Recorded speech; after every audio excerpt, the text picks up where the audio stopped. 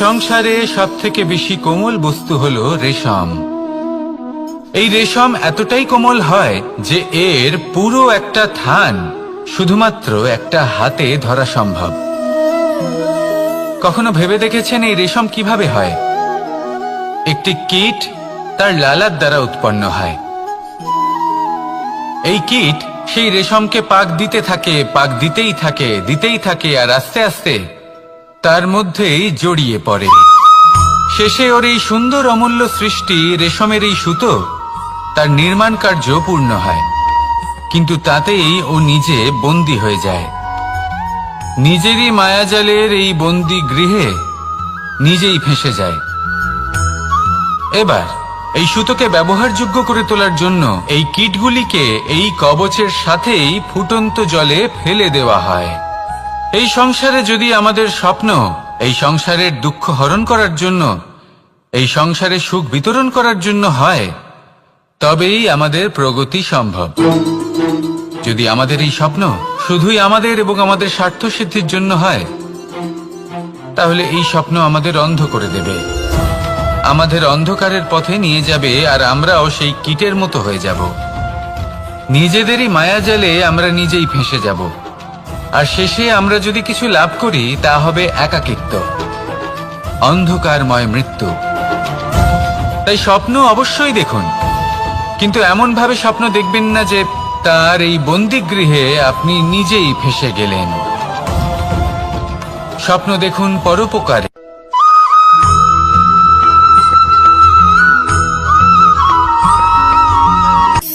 শক্তি শক্তি অর্জন করা এতটা কঠিন নয় যতটা শক্তি লাভ করার পরে সেই শক্তি সামলানো কঠিন হয়। কারণ যেই মানুষ শক্তি লাভ করে তার মনে গর্ববোধ জন্মায়, জন্মায় অহংকার, জন্মায় জেদ। তাই শক্তি প্রাপ্ত করার সাথে বিনম্র থাকাও অত্যন্ত আবশ্যক। আর এটা আমাদের শেখা উচিত বৃক্ষের থেকে। বৃক্ষ যা আমাদের ফল দেয়, বৃক্ষ যা যত ফল দেয় ততটাই ঝুঁকে যায়। আমরা পাথর মারি ওই বৃক্ষের থেকে ফল প্রাপ্ত করার জন্য। সেই পাথরের মার সহ্য করেও বৃক্ষ আমাদের ফল দেয়। কোনো গর্ববোধ নেই, কোনো অহংকার বোধ নেই, আর সেই জন্য এই বৃক্ষের পুজো করা হয়। এটাই হলো মাহাত্ম্য শক্তির সাথে বিনম্রতার। যদি এই শক্তি সৃজন করে থাকে, সাহায্য করে থাকে, সম্বল হয়ে থাকে, তবেই সেই শক্তি উপযুক্ত। আর নয়তো সেই শক্তি একদিন আপনাকে আসক্ত অবশ্যই করবে। তাহলে শক্তি অবশ্যই অর্জন করুন, কিন্তু তার সাথে সেই শক্তি সামলানোর মতো বিবেকও আপনাকে অবশ্যই জাগ্রত করতে হবে। তাহলে আসুন আমার সাথে ভালোবেসে বলুন রাধা রাধা।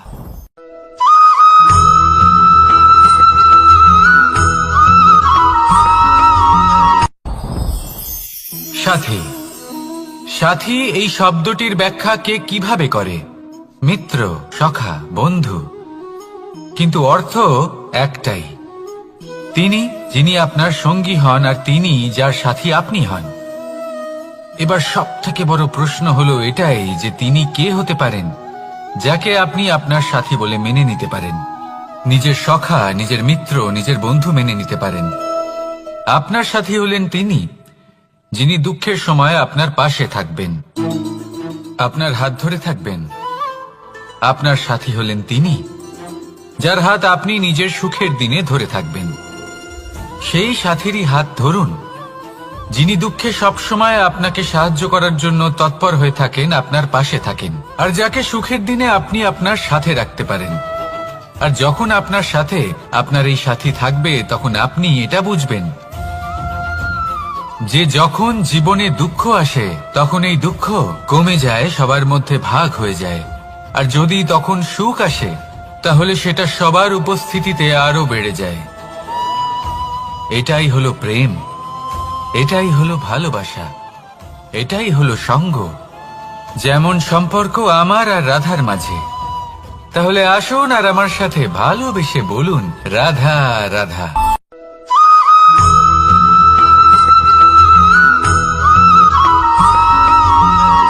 জীবন কিসের উপর নির্ভরশীল? ধনের ওপর। বৈভবের অনুভব যদি আপনি করতে চান তাহলে তা পাবেন শুধু একতার দ্বারা, সংগঠনের দ্বারা। যদি আপনাকে উদাহরণ দিই, নিজের এই হাতটাকে দেখুন, 5টা আঙুল রয়েছে। কোনো একটা বস্তুকে নিজের একটা আঙুল দ্বারা তুলে ধরার চেষ্টা করে দেখুন, বড়ই কষ্ট হবে। তখন আপনি বুঝতে পারবেন যখন এই 5টি আঙুল একত্রিত হয় তখন কোনো কাজ কতটা সহজ হতে পারে। এটাই হলো শক্তি একতার। সব থেকে ভালো উদাহরণ যদি আপনাকে দিই তাহলে বাঁশি। এই বাঁশি থেকে অত্যন্ত মধুর সুর নির্গত হয় যা সবার মন প্রসন্ন করে দেয়। এই কথা সত্যি, কিন্তু এই বাঁশি আমি একটা বা দুটো আঙুল দিয়ে বাজাতে পারবো না। আমাকে প্রত্যেকটা আঙুল ব্যবহার করতেই হবে, তবেই এর থেকে মধুর সুর নির্গত হবে যা সকলকে প্রসন্ন করবে, ঠিক কিনা? ঠিক এইভাবেই যদি আপনি চান যে আপনার জীবনরূপী বাঁশি থেকেও মধুর সুর নির্গত হোক বা সবার মনকে প্রসন্ন করে তুলুক, তাহলে আপনাকেও জীবনে একতা নিয়ে আসতেই হবে। আপনি একাও কর্ম করতে পারেন, পথ চলতেও পারেন, সামনেও এগোতে পারেন, সাফল্যও লাভ করতে পারেন। কিন্তু যখন সকলে একসাথে এগোবেন, সেই পথে চলবেন, সেই কর্মই করবেন, তখন লক্ষ্যে অবশ্যই পৌঁছবেন, সাফল্য অবশ্যই লাভ করবেন। কিন্তু সেই সাফল্য এবং তার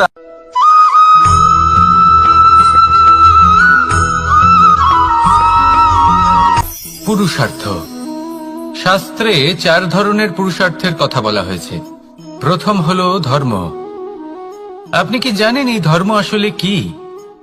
আপনার কি মনে হয় ধর্ম আসলে কি? কোনো বিশেষ ঈশ্বরকে মানাই কি ধর্ম বলা হয়? নাকি কোনো বিশেষ রীতি পালন করাই হলো ধর্ম? নাকি কোনো বিশেষ সাহিত্যকে সর্বশ্রেষ্ঠ মনে করাই হলো ধর্ম?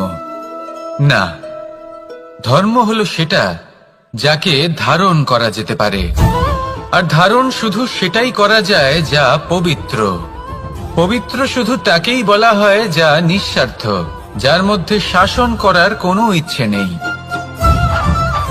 যা সরলভাবেই প্রবাহমান, জল এবং বায়ুর মতো।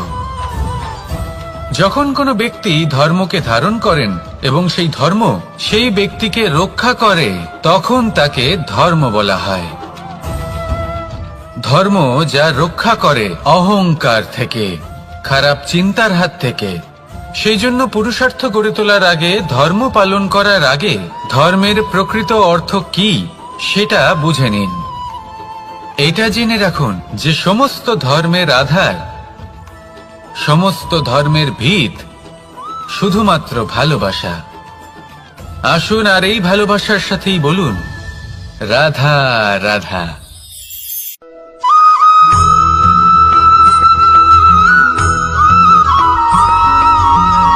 কেউ বলে জীবন খুব ক্ষণস্থায়ী, কেউ বলে জীবন হলো একটা সুন্দর স্বপ্নের মতো, আবার কেউ বলবে জীবন হলো এক কঠোর সত্য। কিন্তু জীবন আসলে কি? জীবন হলো আপনারই প্রতিবিম্ব, একটা দর্পণ।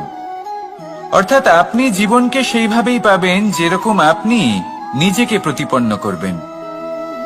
যদি আপনি দর্পণের দিকে তাকিয়ে হাসেন, তাহলে আপনি সামনে হাসি মুখী দেখতে পাবেন। এবার যদি আপনি গম্ভীর হয়ে থাকেন, তাহলে আপনি একজন রুষ্ট ব্যক্তি দেখতে পাবেন। শেষে সবথেকে বেশি গুরুত্বপূর্ণ হলো আপনার চেষ্টা। আপনাকে সবসময় চেষ্টা করতে হবে যাতে আপনি নিজেকে প্রসন্ন এবং ইতিবাচক মনোভাবে রাখেন। এটা হলো আপনারই উত্তরদায়িত্ব, তাকে পালন করুন। এই মনকে প্রসন্ন রাখুন, এই সংসারকে সুন্দর বলে মনে হবে।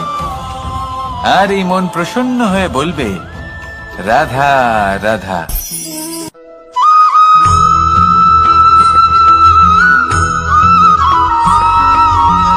এই সংসারে প্রত্যেক মানুষ এটাই চান যে তিনি যেন ধনবান হন, আর্থিক অবস্থা তার ভালো থাকে, ওনার বাড়িতে লক্ষ্মীর আগমন হয়।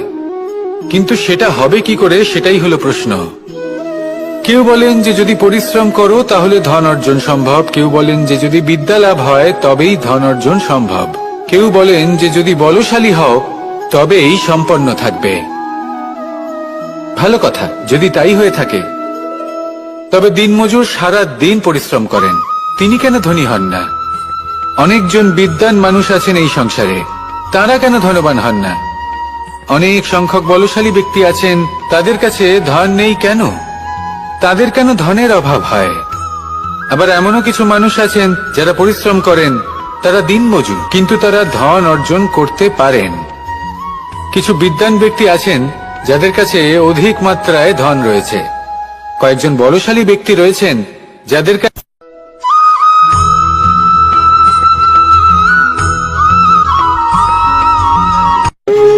যখন মানুষের মৃত্যু হয় তখন কি হয়? অনেক সংখ্যক মানুষ শোক পালন করতে চলে আসেন। যে ব্যক্তি মৃত্যু লাভ করেছেন তার অনেক বস্তু থাকে যেগুলো তার প্রিয়, যেগুলো তিনি ব্যবহার করেছেন। তার শয্যা, তার বস্ত্র, তার আভূষণ সবকিছু তার থেকে বিচ্ছিন্ন করা হয় এবং খালি হাতে তাকে শ্মশানের উদ্দেশ্যে রওনা করা হয়। আমি আপনাকে এই প্রশ্ন করতে চাই, আপনি এই সংসারে কি অর্জন করেছেন? ধন, সম্পত্তি, বস্ত্র, আভূষণ, এই সবকিছু যে আপনি অর্জন করেছেন, আপনার মৃত্যুর পরে তা আপনার থেকে দূর হয়ে যাবে। এর উত্তর হলো একটাই, আপনার কর্ম। শুধু সেটাই আছে যা একান্ত আপনার, আর শুধু সেটাই এই সংসার থেকে চলে যাওয়ার পরেও সংসারেই জীবিত থাকবে। যদি আপনি দুষ্কর্ম করেন তাহলে এই সংসার আপনাকে একটি অনুচিত উদাহরণ হিসেবে মনে রাখবে যে এই ব্যক্তি খুব পাপী ছিল, অনুচিত কর্ম করতেন। যে পথে তিনি চলেছেন সেই পথে কারোর চলা উচিত নয়। সেখানেই যদি আপনি সৎকর্ম করেন তাহলে সংসার চিরকাল এটাই বলবে যে খুব ভালো মানুষ ছিলেন, সবাইকে ভালোবাসতেন, সবাইকে সাহায্য করতেন, আমার খুব প্রিয় মানুষ ছিলেন। এটাই হলো শ্রেষ্ঠ কর্ম। সেই জন্য জীবনে শুধুমাত্র ধন, সম্পত্তি, আভূষণ এই সব অর্জন করতে গিয়ে নিজের মনোনিবেশ করবেন না। শ্রেষ্ঠ কর্ম করুন। সংসার থেকে চলে যাওয়ার পরেও এই কর্মই এই সংসারে আপনাকে জীবিত রাখবে। আসুন আমার সাথে ভালোবেসে বলুন, রাধা রাধা।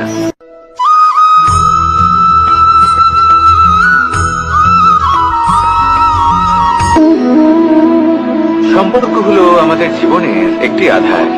কিছু সম্পর্ক এমন যা আমরা জন্মসূত্রে লাভ করি, যেমন পরিবার, মা, বাবা। কিছু সম্পর্ক আছে যা আমরা জীবনে অর্জন করে থাকি, তা সে প্রেমের হোক, স্নেহের হোক বা বন্ধুত্বের। এই সকল সম্পর্ক লাভ করার বা গড়ে তোলার 5টি ধাপ রয়েছে। প্রথম ধাপ, কোনো ব্যক্তির সাথে আলাপ হওয়া, তার সাথে কথা বলা বা তাকে দেখা। দ্বিতীয় ধাপ, সে ব্যক্তিকে আমাদের ভালো লাগা। তৃতীয় ধাপ, আমাদের এটা চাইতে শুরু করা যে জীবনে এই ব্যক্তি যেন আমাদের বন্ধু হন, আমাদের জীবনে থাকেন, বা আমাদের কাউকে ভালোবেসে ফেলা। আর এটা আমাদের ভাবা বা চাওয়া যে সেই ব্যক্তি যেন আজীবন আমার সাথে থাকেন, আমার জীবনে আমার সাথী হয়ে। চতুর্থ ধাপ, লাভ করা। এবার এই ধাপটি অনেক মানুষের পক্ষে খুবই সরল হয়, বড়ই সরল ভাবে নিজেদের সঙ্গীকে লাভ করে থাকে। কিছু মানুষের জন্য এই ধাপ অত্যন্ত কঠিন হয়ে থাকে। অনেক প্রতিকূল পরিস্থিতির উপর জয়লাভ করে তারা সঙ্গীকে লাভ করেন, কিন্তু লাভ অবশ্যই করেন। এরপরে আসে পঞ্চম, অন্তিম এবং সব থেকে গুরুত্বপূর্ণ ধাপ।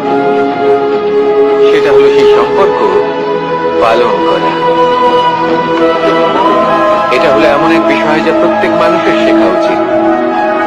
যদি ব্যক্তি নিজের জীবনে সম্পর্ক রক্ষা করতে শিখে যান, তবে প্রত্যেক সম্পর্ক তার জীবনকে স্বর্গ করে তুলবে। আসুন আর আমার সাথে ভালোবেসে বলুন, রাধা রাধা।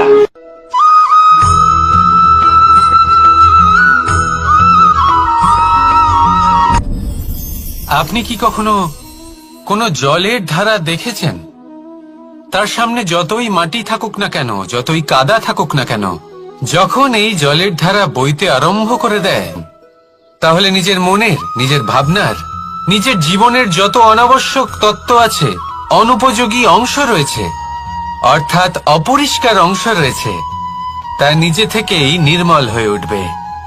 আর যেরকম জলের ধারা কখনো থেমে থাকে না, সব সময় বয়ে চলে, সেইভাবে আপনিও কখনোই থামবেন না। সবসময় বয়ে চলুন, এগোতে থাকুন।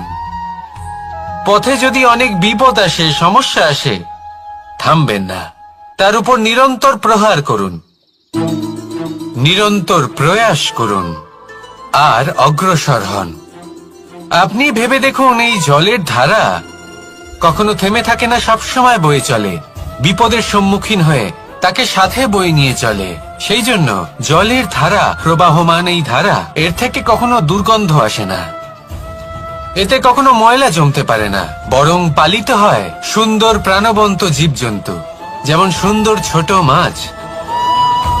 তাই আপনিও এটাই করুন, কখনো থামবেন না, শুধু চলতে থাকুন, জলের ধারার মতো বইতে থাকুন।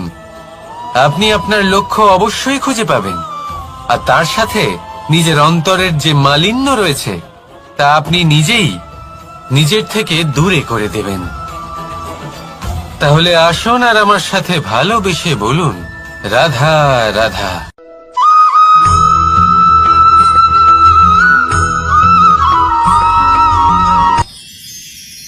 মানুষ তার জীবনে দুই ধরনের পরিস্থিতিকে খুব ভয় পায়। এক, কোনো কারণবশত কারোর সামনে নত হওয়া। দুই, কোনো কারণে নিজের চরিত্র থেকে, নিজের মূল্যবোধ থেকে বিচ্যুত হওয়া। এবার কেন হয় এরকম যে কথায় কথায় কারোর সামনে নত হতে হয়? কেন বারংবার নিজের চরিত্র থেকে চ্যুত হতে হয়? এরকম কেন হয়? এটা তখনই হয় যখন আমাদের শিক্ষা এবং মূল্যবোধের অভাব থাকে। যদি মানুষের মধ্যে প্রকৃত শিক্ষা থাকে, তাহলে এই সংসারে কোনো সময় এবং কারোর সামনেই নত হওয়ার কোনো প্রয়োজন নেই। যদি মানুষের মধ্যে মূল্যবোধ থাকে, তাহলে তাকে নিজের মূল্যবোধ বা চরিত্র থেকে বিচ্যুত হতে হয় না, তা সে যাই হয়ে যাক না কেন। কোনো বালককে যদি জন্ম থেকেই সুশিক্ষার অধিকারী করা হয়, শিক্ষিত করা হয়, মূল্যবোধের অধিকারী করা হয়, তবে সে এই সংসারে এমন কর্ম করবে যাতে সে নিজেকে, নিজের পরিবারকে, সমগ্র সমাজকে গর্বিত করতে পারে। শিক্ষা লাভ করুন, মূল্যবোধ লাভ করুন এবং আমার সাথে ভালোবেসে বলুন, রাধা রাধা।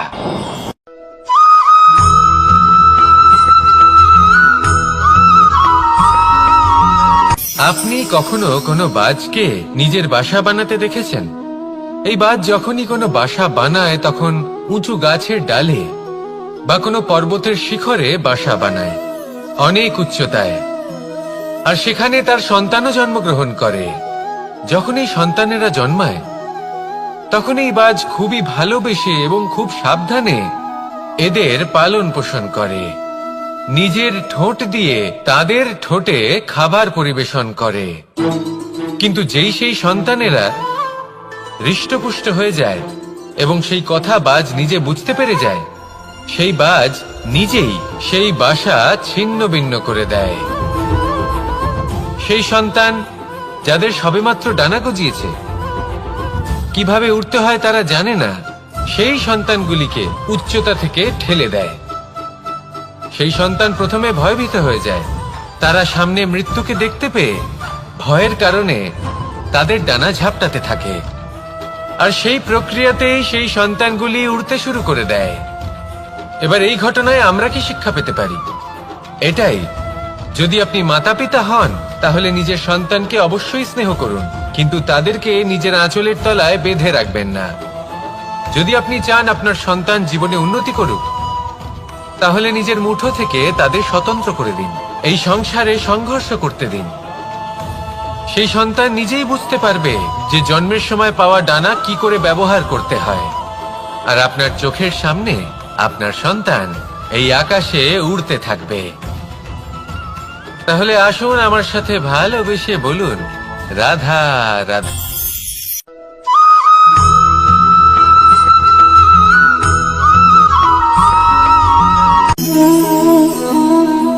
নিয়তি। রাধা আমাকে বলে, কৃষ্ণ, যদি তুমি জানো যে নিয়তিতে কি আছে, তাহলে তাকে বদলে দাও না কেন? মহাদেব আমাকে বলেন যে শ্রীকৃষ্ণ, যদি আপনি এটা জানেন যে সাম্বের নিয়তি এটাই, তাহলে আপনি তাকে বদলানোর চেষ্টা কেন করেন? কেন? কারণ আমি একজন পিতা, আর পিতার কর্তব্য এটাই, তিনি যেন সম্ভাব্য সব চেষ্টা করেন নিজের সন্তানের মঙ্গলের জন্য। নিয়তি আমি জানি, কিন্তু এটাও আমি জানি যে কর্মের থেকে বড় আর কোনো নিয়তি হতে পারে না। অভিজ্ঞতাও রয়েছে যে কর্মের হাতে নিয়তির এই চক্র বদলে যেতে পারে। তাই জীবনে যদি আপনার কখনো এমন মনে হয় যে এটা তো অসম্ভব, তখনও চেষ্টা করা কখনোই ছাড়বেন না। কে বলতে পারে আপনারই কর্মের কোনো এক বীজ হয়তো নিয়তির চাকায় আটকে গেল, আর নিয়তিকে নিজের পথ পাল্টাতে হলো, ঠিক কিনা? সেই জন্য নিয়তিকে ভাগ্য মেনে নিয়ে চুপ করে বসে থাকবেন না। নিজের নিয়তি স্বয়ং নিজের কর্মের দ্বারা নির্ধারিত করুন, কারণ আপনার এই কর্মের ওপরেই আপনার অধিকার রয়েছে। আর এই অধিকারকে নিয়তি অনেক সময় সম্মানও করে। তাহলে আসুন আর আমার সাথে ভালোবেসে বলুন, রাধা রাধা।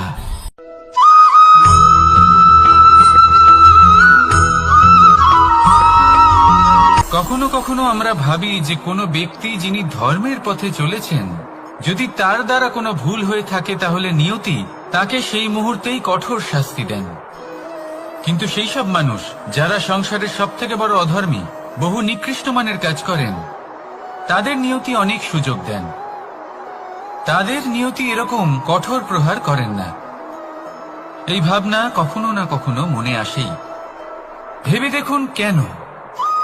আসলে জীবনকে বেশিরভাগ মানুষ একভাবেই দেখে থাকেন, বিভিন্ন স্তরে একে দেখা উচিত। এবার আপনি বলুন, এই সংসারে কোনো অধর্মী কখনো প্রেরণার উৎস হতে পারেন? কখনোই নয়। যে মানুষ নিজের আত্মাকে মলিন করে ফেলেছেন, তিনি এই সংসারকে কিভাবে প্রেরণা যোগাবেন? উনি নিজেই বুঝতে পারেন না কোনটা করা উচিত, ধর্ম কোনটা। তাই নিয়তি তাকে একটা সুযোগ দেন, এটা বোঝার সুযোগ দেন যে কোনটা উচিত, কোনটা ধর্ম। সুযোগ দেন নিজের বিবেক জাগিয়ে তোলার, তাকে সুযোগ দেন নিজের অন্তরাত্মার ডাক শোনার। যখন তাতেও কাজ হয় না, তখন নিয়তির কাছে একটাই পথ বাকি থাকে, আর তা হল মহাবিনাশ। মহাবিনাশ হয়তো দেরিতেই আসতে পারে, কিন্তু তা অবশ্যই আসবে। আর যখন মহাবিনাশ আসে, তখন মহাবিনাশের যন্ত্রণা সমগ্র মানব জীবনের যন্ত্রণার থেকে অনেক বেশি হয়। এই কথাটা সবসময় মনে রাখবেন। আর অন্যদিকে যে মানুষ ধর্মের পথে চলছেন, তার দ্বারা যদি কোনো ভুল হয়ে থাকে, তখন নিয়তি তার পরীক্ষা নেন। কিছুক্ষণের জন্য মানুষের মনে হতে পারে নিয়তি তাকে কঠোর শাস্তি দিয়েছেন।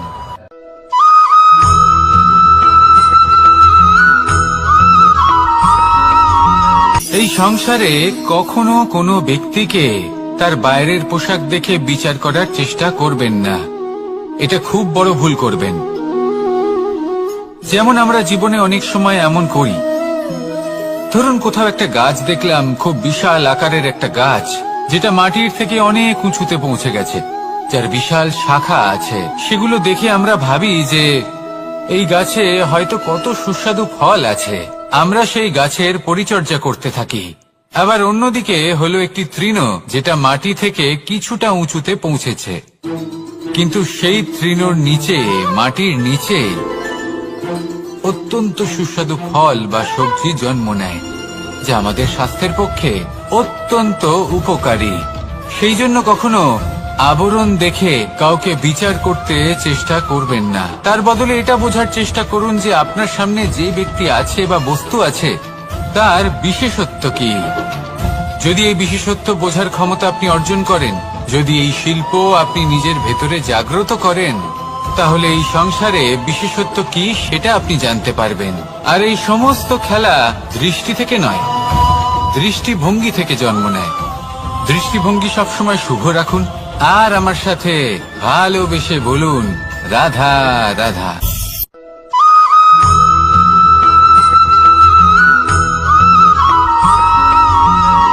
পুরুষার্থ।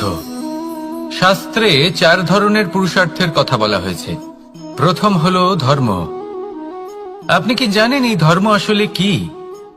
আপনার কি মনে হয় ধর্ম আসলে কি? কোনো বিশেষ ঈশ্বরকে মানাই কি ধর্ম বলা হয়? নাকি কোনো বিশেষ রীতি পালন করাই হলো ধর্ম? নাকি কোনো বিশেষ সাহিত্যকে সর্বশ্রেষ্ঠ মনে করাই হলো ধর্ম? না, ধর্ম হলো সেটা যাকে ধারণ করা যেতে পারে। আর ধারণ শুধু সেটাই করা যায় যা পবিত্র। পবিত্র শুধু তাকেই বলা হয় যা নিঃস্বার্থ, যার মধ্যে শাসন করার কোনো ইচ্ছে নেই, যা সরলভাবেই প্রবাহমান, জল এবং বায়ুর মতো। যখন কোনো ব্যক্তি ধর্মকে ধারণ করেন এবং সেই ধর্ম সেই ব্যক্তিকে রক্ষা করে, তখন তাকে ধর্ম বলা হয়। ধর্ম যা রক্ষা করে অহংকার থেকে, খারাপ চিন্তার হাত থেকে। সেই জন্য পুরুষার্থ গড়ে তোলার আগে, ধর্ম পালন করার আগে, ধর্মের প্রকৃত অর্থ কি সেটা বুঝে নিন। এটা জেনে রাখুন যে সমস্ত ধর্মের আধার, সমস্ত ধর্মের ভিত শুধুমাত্র ভালোবাসা। আসুন আর এই ভালোবাসার সাথেই বলুন রাধা রাধা।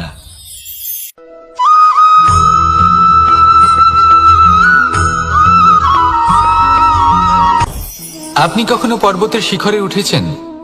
আপনি দেখতে পাবেন পর্বতের পদতলে প্রচুর সুন্দর ফুল রয়েছে, সবুজ বনানী রয়েছে। যত আপনি ওপরে উঠতে থাকবেন তত ফুল কমতে থাকবে, সবুজ বনানী কমতে থাকবে। আরো কিছুটা ওপরে উঠলে কাঁটা জাতীয় গাছ দেখতে পাবেন, শুকনো গাছ দেখতে পাবেন। আরো যদি ওপরে ওঠেন তাহলে পাষাণ দেখতে পাবেন। আরো ওপরে উঠলে হিমখণ্ড দেখতে পাবেন। এই যে পর্বত, তা মনুষ্য জীবনের সব থেকে উত্তম উদাহরণ। মানুষ যখন সাফল্যের শিখরে পৌঁছতে চান, মহানুভবতার শিখরে পৌঁছতে চান, পথে যত আস্তে আস্তে উপরে উঠতে থাকেন, ততই ভৌতিক বস্তু তার থেকে বিচ্ছিন্ন হতে থাকে। যদি তিনি সেই ভৌতিক বস্তুগুলি ত্যাগ না করতে পারেন, তাহলে কখনোই সেই স্থানে পৌঁছতে পারবেন না। আর মানুষ যদি উচিত ত্যাগ করতে পারেন, পথে অগ্রসর হতে থাকেন, এগোতে থাকেন, তাহলে একদিন না একদিন তিনি মহানুভবতার, জ্ঞানের, সাফল্যের হিমের স্বাদ অবশ্যই লাভ করবেন। মনে রাখবেন, মানব জীবনে ত্যাগ হলো অত্যন্ত গুরুত্বপূর্ণ অংশ। আসুন আমার সাথে ভালোবেসে বলুন রাধা রাধা।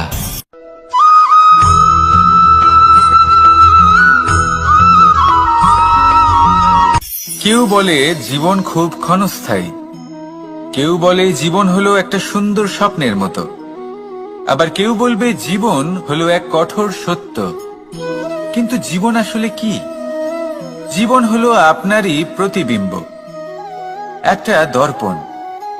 অর্থাৎ আপনি জীবনকে সেইভাবেই পাবেন যেরকম আপনি নিজেকে প্রতিপন্ন করবেন। যদি আপনি দর্পণের দিকে তাকিয়ে হাসেন, তাহলে আপনি সামনে হাসি মুখী দেখতে পাবেন। এবার যদি আপনি গম্ভীর হয়ে থাকেন, তাহলে আপনি একজন রুষ্ট ব্যক্তি দেখতে পাবেন। শেষে সবথেকে বেশি গুরুত্বপূর্ণ হলো আপনার চেষ্টা। আপনাকে সবসময় চেষ্টা করতে হবে যাতে আপনি নিজেকে প্রসন্ন এবং ইতিবাচক মনোভাবে রাখেন। এটা হলো আপনারই উত্তরদায়িত্ব, তাকে পালন করুন। এই মনকে প্রসন্ন রাখুন, এই সংসারকে সুন্দর বলে মনে হবে। আর এই মন প্রসন্ন হয়ে বলবে রাধা রাধা।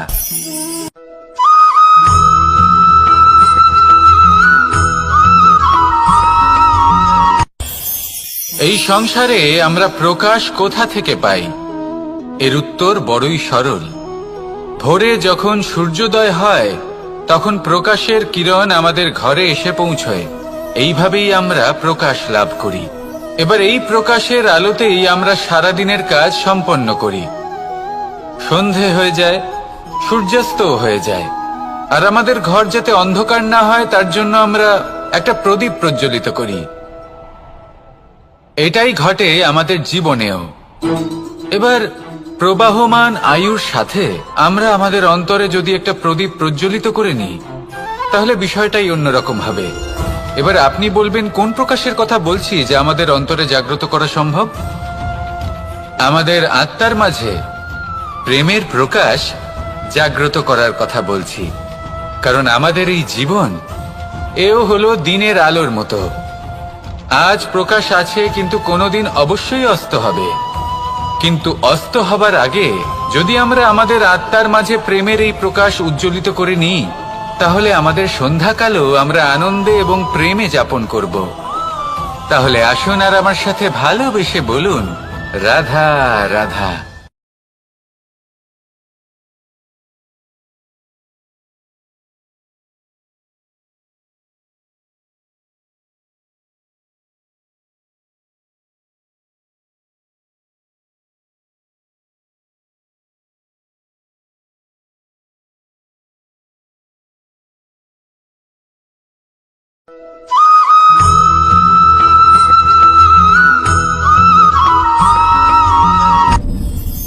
আপনি কি কখনো কোনো জলের ধারা দেখেছেন?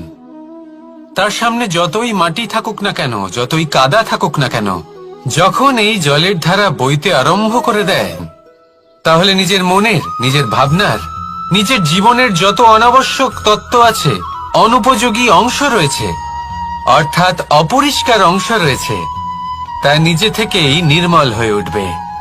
আর যেরকম জলের ধারা কখনো থেমে থাকে না, সব সময় বয়ে চলে, সেইভাবে আপনিও কখনোই থামবেন না।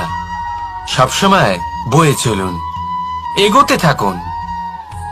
পথে যদি অনেক বিপদ আসে, সমস্যা আসে, থামবেন না, তার উপর নিরন্তর প্রহার করুন, নিরন্তর প্রয়াস করুন আর অগ্রসর হন। আপনি ভেবে দেখুন, এই জলের ধারা কখনো থেমে থাকে না, সবসময় বয়ে চলে, বিপদের সম্মুখীন হয়ে তাকে সাথে বয়ে নিয়ে চলে। সেই জন্য জলের ধারা, প্রবাহমান এই ধারা, এর থেকে কখনো দুর্গন্ধ আসে না, এতে কখনো ময়লা জমতে পারে না, বরং পালিত হয় সুন্দর প্রাণবন্ত জীবজন্তু, যেমন সুন্দর ছোট মাছ। তাই আপনিও এটাই করুন, কখনো থামবেন না, শুধু চলতে থাকুন, জলের ধারার মতো বইতে থাকুন। আপনি আপনার লক্ষ্য অবশ্যই খুঁজে পাবেন, আর তার সাথে নিজের অন্তরের যে মালিন্য রয়েছে, তা আপনি নিজেই নিজের থেকে দূরে করে দেবেন। তাহলে আসুন আর আমার সাথে ভালোবেসে বলুন, রাধা রাধা।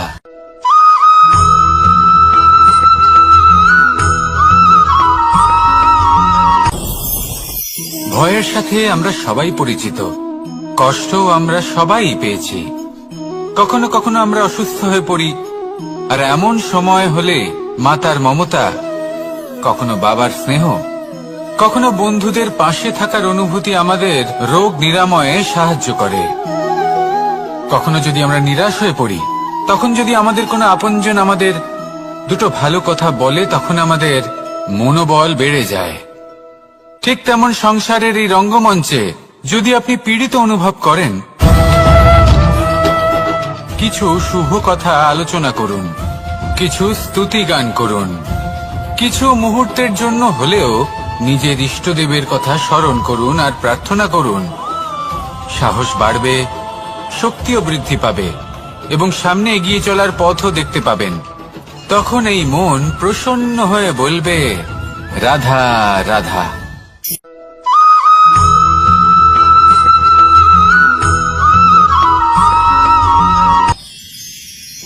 মানুষ তার জীবনে দুই ধরনের পরিস্থিতিকে খুব ভয় পায়। এক, কোনো কারণবশত কারোর সামনে নত হওয়া।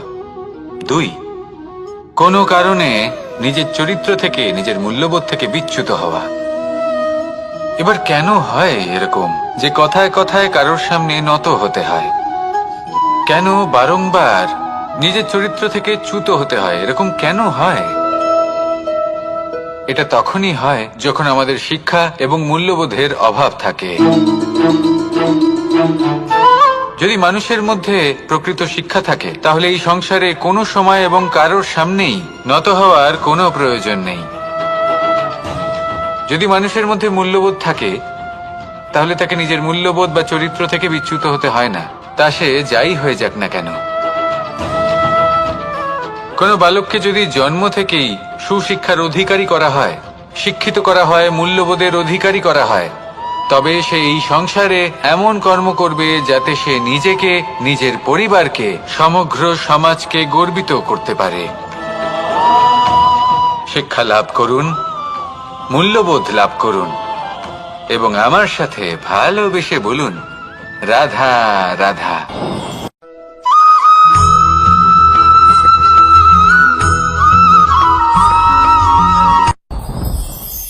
সাথী।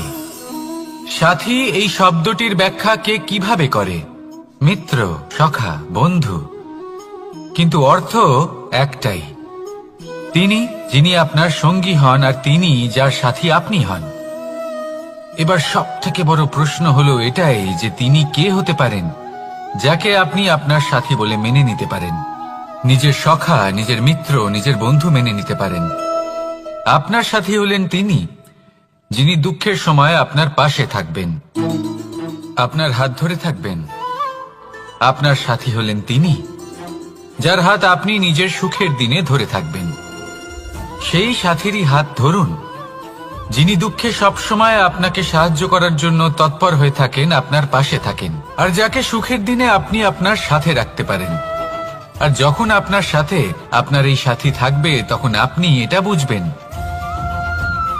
যে যখন জীবনে দুঃখ আসে তখন এই দুঃখ কমে যায়, সবার মধ্যে ভাগ হয়ে যায়। আর যদি তখন সুখ আসে তাহলে সেটা সবার উপস্থিতিতে আরো বেড়ে যায়। এটাই হলো প্রেম, এটাই হলো ভালোবাসা, এটাই হলো সঙ্গ। যেমন সম্পর্ক আমার আর রাধার মাঝে। তাহলে আসুন আর আমার সাথে ভালোবেসে বলুন, রাধা রাধা।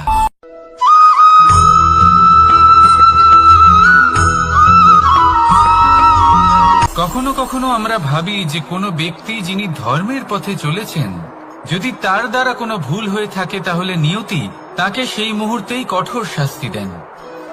কিন্তু সেই সব মানুষ যারা সংসারের সব থেকে বড় অধর্মী, বহু নিকৃষ্ট মানের কাজ করেন, তাদের নিয়তি অনেক সুযোগ দেন। তাদের নিয়তি এরকম কঠোর প্রহার করেন না। এই ভাবনা কখনো না কখনো মনে আসেই। ভেবে দেখুন কেন? আসলে জীবনকে বেশিরভাগ মানুষ একভাবেই দেখে থাকেন, বিভিন্ন স্তরে একে দেখা উচিত। এবার আপনি বলুন, এই সংসারে কোনো অধর্মী কখনো প্রেরণার উৎস হতে পারেন? কখনোই নয়। যে মানুষ নিজের আত্মাকে মলিন করে ফেলেছেন তিনি এই সংসারকে কিভাবে প্রেরণা যোগাবেন? উনি নিজেই বুঝতে পারেন না কোনটা করা উচিত, ধর্ম কোনটা। তাই নিয়তি তাকে একটা সুযোগ দেন, এটা বোঝার সুযোগ দেন যে কোনটা উচিত, কোনটা ধর্ম। সুযোগ দেন নিজের বিবেক জাগিয়ে তোলার, তাকে সুযোগ দেন নিজের অন্তরাত্মার ডাক শোনার। যখন তাতেও কাজ হয় না তখন নিয়তির কাছে একটাই পথ বাকি থাকে, আর তা হল মহাবিনাশ। মহাবিনাশ হয়তো দেরিতেই আসতে পারে, কিন্তু তা অবশ্যই আসবে। আর যখন মহাবিনাশ আসে তখন মহাবিনাশের যন্ত্রণা সমগ্র মানব জীবনের যন্ত্রণার থেকে অনেক বেশি হয়। এই কথাটা সবসময় মনে রাখবেন। আর অন্যদিকে যে মানুষ ধর্মের পথে চলছেন তার দ্বারা যদি কোনো ভুল হয়ে থাকে তখন নিয়তি তার পরীক্ষা নেন। কিছুক্ষণের জন্য মানুষের মনে হতে পারে নিয়তি তাকে কঠোর শাস্তি দিয়েছেন।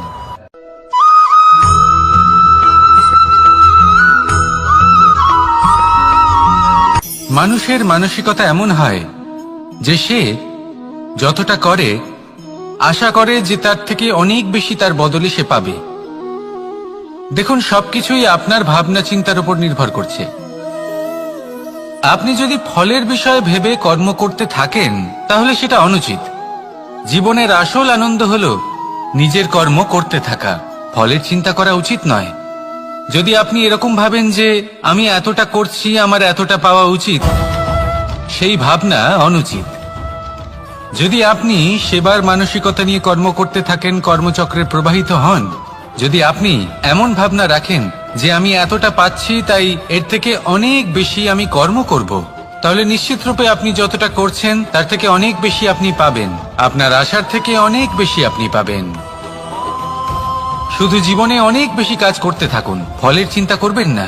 আর মনে রাখবেন, এই ভাবনাই সব থেকে বড় বীজ। কর্মের উপর বিশ্বাস রাখুন, জীবনে যা যা আপনি চান সবই সুখময় হবে। আসুন আর আমার সাথে ভালোবেসে বলুন, রাধা রাধা।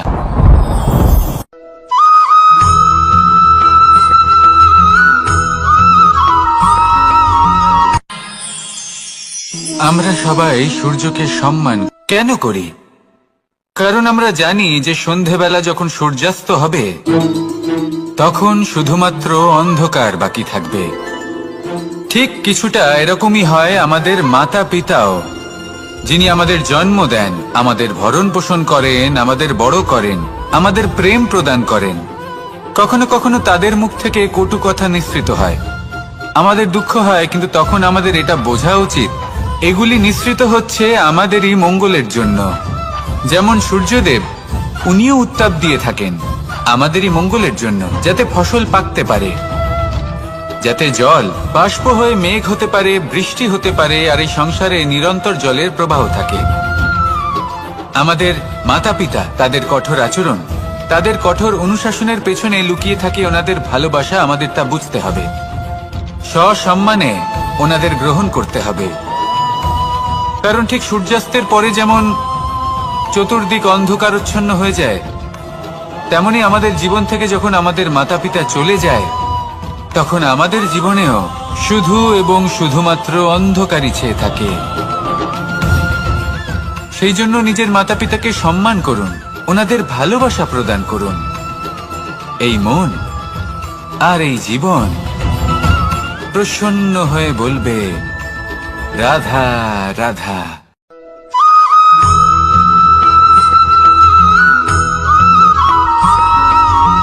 এই সংসারে কখনো কোনো ব্যক্তিকে তার বাইরের পোশাক দেখে বিচার করার চেষ্টা করবেন না, এটা খুব বড় ভুল করবেন।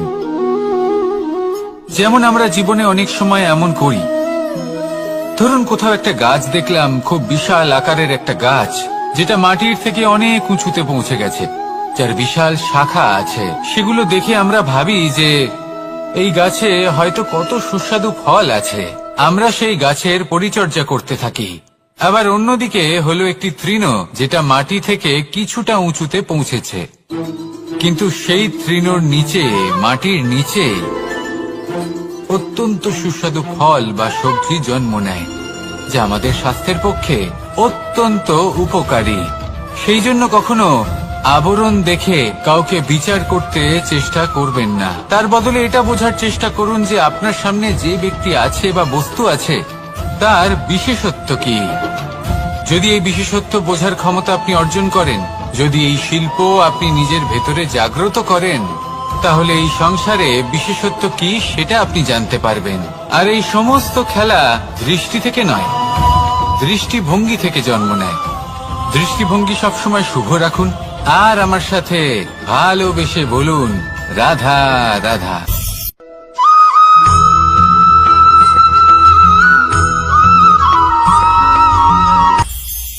এটা হলো ধান গাছ, এর থেকে যে চাল উৎপন্ন হয় তা মানুষ গ্রহণ করেন। আর এটা কি? এ হলো জংলি ঘাস। একবার ভেবে দেখুন, যদি এই জংলি ঘাস ধান গাছের আশেপাশে থাকে তাহলে কি হবে? ধান উৎপন্ন হতে পারবে? তা উৎকৃষ্ট হতে পারবে? আমরা কি তা গ্রহণ করতে পারবো? কখনোই নয়। এই জংলি ঘাস ধানকে নষ্ট করে দেবে, কিন্তু নিজে জীবিত থাকবে। এটাই হলো আজকের শিক্ষা। এই সংসারে যদি আপনি নীতির পথে চলতে চান, উচিত কর্ম করতে চান, সংসারকে সেবা করতে চান, তাহলে জংলি ঘাসের মতো ব্যক্তিদের থেকে সবসময় দূরে থাকতে হবে। সেই ব্যক্তি যারা দুর্নীতি এবং মিথ্যা দ্বারা পরিপূর্ণ, যাদের ব্যবহার অশুভ, যাদের অনেক অশুভ গুণ রয়েছে, তারা সঠিক নয়। সেই সকল ব্যক্তি যাদের চরিত্র অত্যন্ত দুষ্ট হয়, তারা হয় শুভ চরিত্রের ব্যক্তিকে একদম নষ্ট করে দেয়, নয় নিজের মতো বানিয়ে তোলে। তাই যদি আপনি নীতির পথে চলতে চান, এই সংসারের জন্য শুভ কর্ম করতে চান, তাহলে সেই সঙ্গ লাভ করুন যে সঙ্গ জ্ঞানে পরিপূর্ণ, যাদের মধ্যে অনেক গুণ আছে, যাদের থেকে প্রতিদিন কিছু শিখতে পারবেন, এমন ব্যক্তির সাথে জীবন অতিবাহিত করুন, দুরাচারীদের থেকে দূরে থাকুন। তবেই এই মন প্রসন্ন হয়ে বলবে, রাধা রাধা।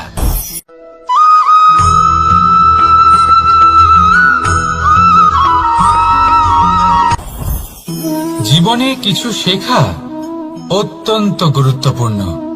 এবার কি কি শিখতে হবে সেই সব শেখানোর জন্য অনেক শিক্ষক রয়েছেন, কিন্তু কি শিখবেন না আর কি করবেন না এটা আমাদের নিজের অভিজ্ঞতা দিয়ে শিখতে হয়। কিন্তু তার মানে এটা নয় যে যদি আপনাকে শিখতে হয় যে আগুনের তাপ কতটা, আপনাকে আগুনের মধ্যে হাত দিতে হবে। না, অন্য কারোর অভিজ্ঞতা দ্বারাও শিখতে পারেন। প্রশ্ন শুধুমাত্র একটাই যে আপনি কি শিখতে চান নাকি চান না।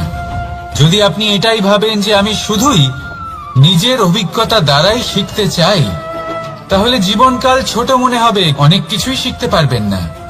তাই নিজের সাথে সাথে বড়দের অভিজ্ঞতা দ্বারাও শেখা শুরু করে দিন। এই সংসারের অভিজ্ঞতা দ্বারা শিখতে শুরু করে দিন। আর এটা নিশ্চিত রূপে শেখা আবশ্যক যে কখন কি করবেন না, কোথায় থামতে হবে আর কোথায় থামবেন না। তাহলে আসুন আর আমার সাথে ভালোবেসে বলুন, রাধা রাধা।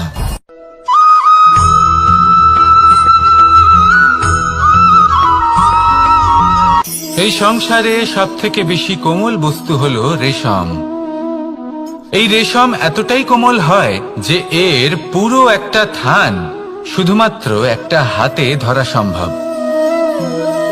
কখনো ভেবে দেখেছেন এই রেশম কিভাবে হয়?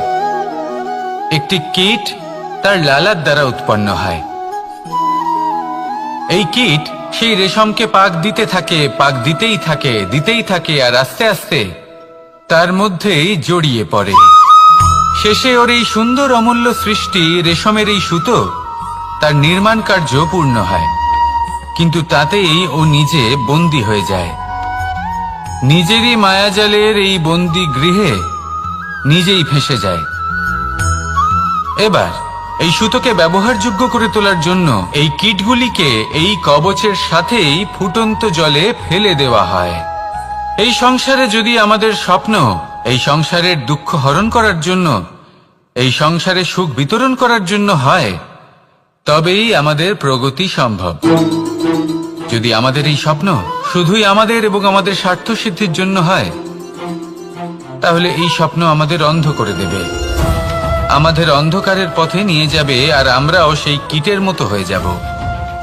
নিজেদেরই মায়াজালে আমরা নিজেই ফেঁসে যাব, আর শেষে আমরা যদি কিছু লাভ করি তা হবে একাকিত্ব, অন্ধকারময় মৃত্যু।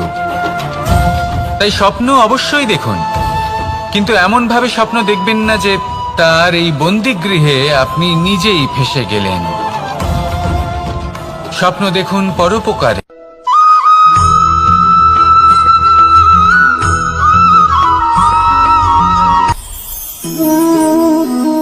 শক্তি এক অত্যন্ত বিচিত্র বস্তু, বা বলতে পারেন অনুভূতি। পিতা সবসময় চান যেন তিনি তার শক্তি পুত্রকে। আসুন আপনাকে সহজে বোঝাই। যদি আপনি সুপাত্র হন আর আপনাকে শক্তি দেওয়া হয়, তাহলে আপনি সেই শক্তির গুরুত্ব বুঝবেন, কোথায় সেই শক্তি প্রয়োগ করা উচিত সেটা বুঝবেন। আর এটা যেহেতু অর্জন করা শক্তি হবে, সেই শক্তির অপব্যবহার হবে না। কিন্তু যদি এই আপনি কুপাত্র হন আর যদি আপনাকে এই শক্তি দেওয়া হয়, তাহলে কি হবে? দেখতে গেলে এই শক্তি আপনি দান হিসেবে পেয়েছেন, তাই না আপনি এই শক্তির গুরুত্ব বুঝবেন আর না এর প্রয়োগ আপনি জানবেন। তার অপব্যবহার হওয়া সুনিশ্চিত। তাই যদি আপনি কোনো শক্তি অর্জন করতে চান, তাহলে আগে তার যোগ্য হয়ে উঠুন, পুত্র নয় পাত্র হয়ে উঠুন। আর আমার সাথে ভালোবেসে বলুন, রাধা রাধা।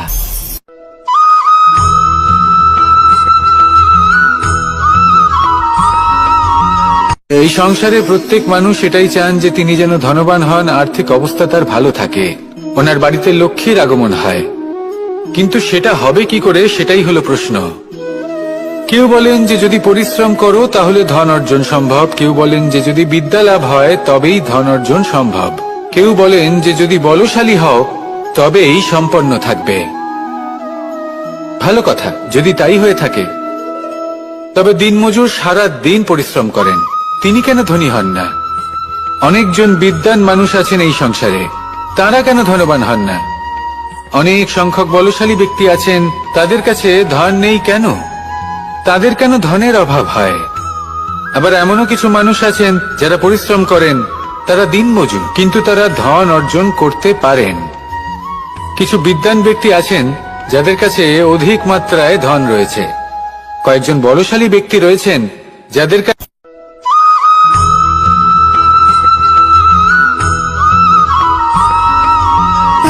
সুখ, দুঃখ এবং শক্তি, এই তিন হলো এই সংসারের ত্রিদেবের মতো। আমাদের জীবনে যা কিছু ঘটছে এই তিনটির ভিত্তির উপরেই হচ্ছে। আসলে এই সংসারের একটা নিয়ম আছে, যখনই আপনি কিছু লাভ করেন এই সংসার আপনার পরীক্ষা নেয়। এটা জানার জন্য আপনার পরীক্ষা নেয় যে আপনি যা কিছুই লাভ করেছেন আপনি কি আদৌ সেটার যোগ্য কিনা। ঠিক সেইভাবেই এই সুখ, দুঃখ এবং শক্তি আপনার পরীক্ষা নিয়ে থাকে। যখন সুখ আসে তখন সে আপনার পরীক্ষা নেয় যে আপনার মধ্যে অহংবোধ জাগ্রত হয়নি তো। যদি অহংবোধ চলে আসে তাহলে সুখ সেখানেই সঙ্গ ত্যাগ করে। দুঃখ আপনার ধৈর্যের পরীক্ষা নিতে থাকে, আর যদি আপনার মধ্যে ধৈর্য না থাকে তাহলে এটা আপনাকে আরো বেশি দুঃখের গভীর অন্ধকারে ঠেলে দেবে। সেখানে শক্তি পরীক্ষা নেয় আপনার বিনম্রতার। যদি আপনি বিনম্র না হন তাহলে হয় এই শক্তি আপনার সঙ্গ ত্যাগ করবে, নয় এই শক্তি বিনম্রতার অভাবে আপনার পতনের কারণ হতে পারে। এই সংসারে যে কোনো ব্যক্তি যিনি এই পরীক্ষায় উত্তীর্ণ হয়ে থাকেন এই জীবনে তিনি সাফল্য লাভ করেন। আসুন আমার সাথে ভালোবেসে বলুন, রাধা রাধা।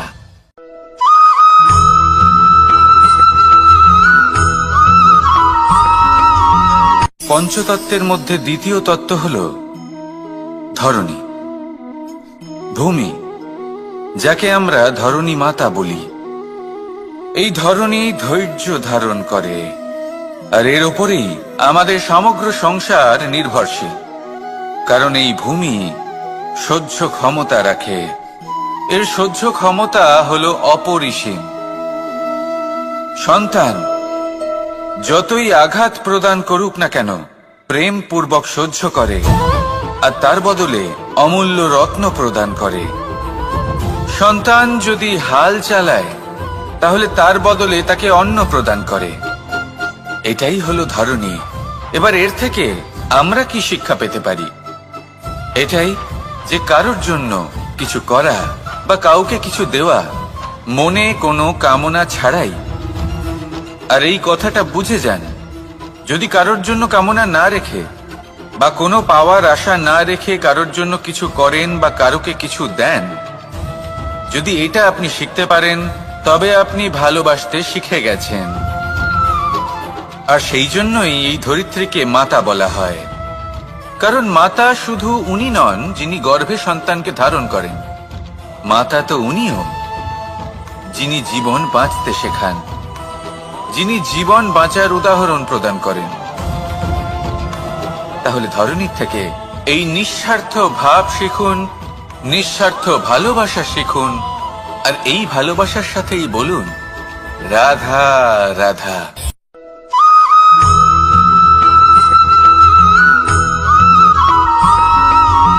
মানুষ জন্মগ্রহণ করে, তার সাথে ভয়েরও জন্ম হয়। ছোটবেলা থেকেই আমাদের মনে কোনো না কোনো প্রকারের ভয় থেকেই যায়। কেউ এই বিষয়ে ভয় পায় যে তার কোনো বস্তু তার থেকে দূরে চলে যাবে, কেউ এই বিষয়ে ভয় পায় যে আমি নিজেকে হারিয়ে ফেলব, কেউ এই ভেবে ভয় পায় যে আমার প্রিয়জনেরা তারা যেন আমার থেকে দূরে না চলে যায়, কেউ এই ভেবে ভয় পায় যে আমরা যেন পথ না হারিয়ে ফেলি, আদি ইত্যাদি। কিন্তু সত্যি কথা বলতে ভেবে দেখুন এই ভয় বাস্তবে কি? শুধুই একটা মনস্থিতি, আর কিছুই নয়। যা কিছু আপনি জীবনে পেয়েছেন তা একদিন আপনাকে হারাতে হবে। এই জীবন হলো আপনারই, কিন্তু তাও একদিন সমাপ্ত হবে। তাই ভয় পেয়ে কি লাভ? এই ভয় শুধু আপনাকে জীবন যাপন করা থেকে বাধা দিচ্ছে, আর কিচ্ছু নয়। পথ হারিয়ে ফেললেই বুঝতে পারবেন যে নতুন পথ কিভাবে বানাতে হয়। কিছু মানুষকে জীবন থেকে হারালে তবেই আপনি বুঝবেন যে আপনার আপনজনকে। এই ভয়ের কারণে ভীত হয়ে থাকবেন না। এই তারা নক্ষত্র অন্ধকারের অভাবে গুরুত্ব হারায়।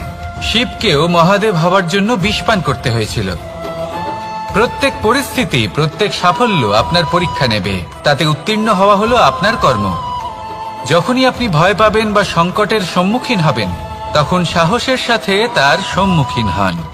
মনে রাখবেন, যে সম্মুখীন হতে জানে, সাফল্য তার সাথে সবসময় থাকে।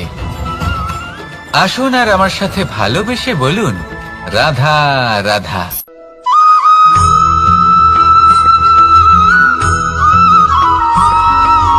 জীবনে অগ্রসর হওয়ার জন্য আমাদের কাকে প্রয়োজন হয়? মাতা পিতা, বন্ধু, প্রেম, সাহায্য, অর্থ, পরিশ্রম, আশা। ভিন্ন ভিন্ন মানুষ ভিন্ন ভিন্ন বিকল্প চয়ন করে। যদি আমি আপনাকে বলি, তাহলে জয় আর পরাজয়ের মন্ত্র দুটো শব্দের উপর নির্ভর করে, মেনে নেওয়া আর দৃঢ় হওয়া। যদি মেনে নেন তাহলে হেরে যাবেন, যদি দৃঢ় হন তাহলে নিশ্চিত রূপে জয়ী হবেন। যদি কখনো আপনি ক্লান্ত হয়ে ওঠেন, আপনি দুঃখী হন, পুরোপুরি ভেঙে পড়েছেন, তখন মেনে নেবেন না যে আপনি ভেঙে পড়েছেন, নয়তো হেরে যাবেন। তখন উল্টে স্থির করবেন যে যাই হয়ে যাক না কেন, আমি জয়ী হবই। আর আপনি দেখবেন যে জয় নিশ্চিত রূপে আপনার কাছেই আসবে। তাহলে এই কথা মনে রাখবেন আর আমার সাথে ভালোবেসে বলবেন, রাধা রাধা।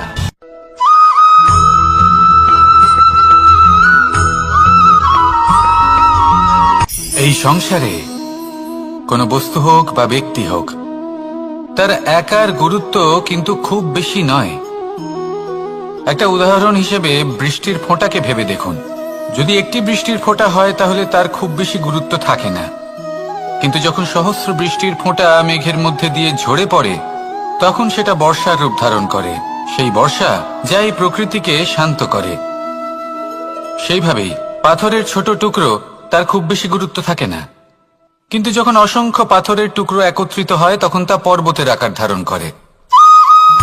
সেইভাবেই কিছু মানুষ যখন একত্রিত হন তখন তৈরি হয় পরিবার, কিছু পরিবার যখন একত্রিত হয় তখন তৈরি হয় সমাজ, যখন অনেক সংখ্যক সমাজ একত্রিত হয় তখন তৈরি হয় রাজ্য।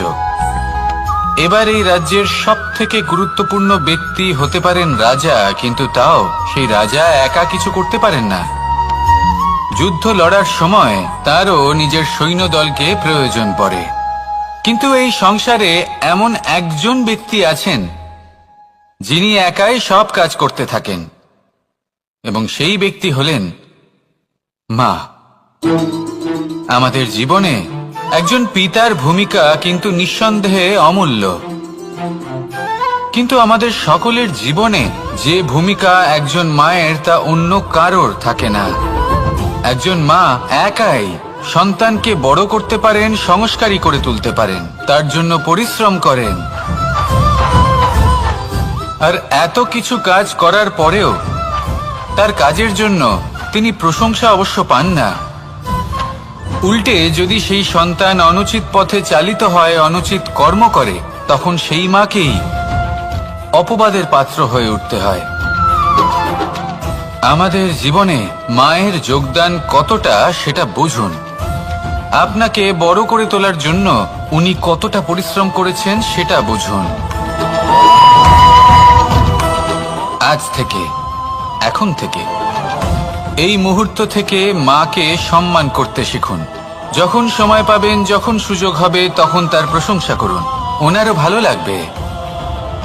আর মায়ের এই মমতার জন্য, তার এই ভূমিকার জন্য আসুন সবাই মিলে আমরা তাকে প্রণাম করি, আর সকলে মিলে ভালোবেসে বলি, রাধা রাধা।